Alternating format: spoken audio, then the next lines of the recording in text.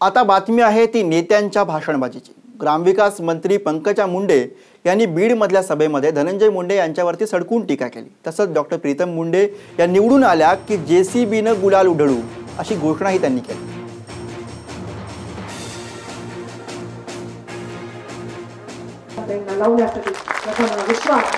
माझी लेख आहे आता, बापाच्या मागाने माझी बहीण माझी लेख आहे।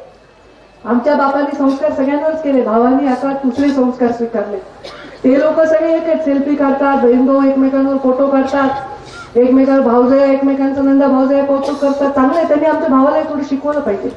मी जातीविषयी नाही बोलते, मी घराविषयी बोलते। आपल्या घराच्या विरोधात तुम्ही विचारांनी गेलात तर विचारांनी विरोध करा, तुमच्या आचारांनी विरोध करू नका। माझं लेकरू आहे ते, बापाच्या मागाने माझ्या बहिणी माझ्या लेकरासारख्या आहे। माझं लेकरू तुमच्या ओटीत टाकून चाललेली आहे, तुम्ही भविष्यामध्ये तिला सांभाळाल, तिचा न्याय कराल याचा मला विश्वास आहे।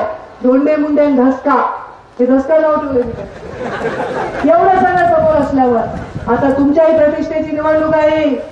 तुम्हाला 256 मतं कमी होते, किती प्लस गेलो आपण, 5 मतं धरा।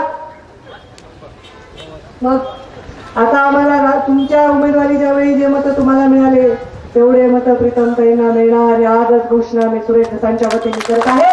आणि आज मतदारसंघामध्ये विजयाचा गुलाल उघडण्यासाठी तुमच्यासारखं जेसीबीने गुलाल उघडू, जेसीबी आम्ही पण जेसीबीने गुलाल उघडण्यासाठी येऊ असं आपल्याला आश्वासन देते आणि नतमस्तक होऊन माझ्या लेकीला तुमच्या ओटीमध्ये टाकते।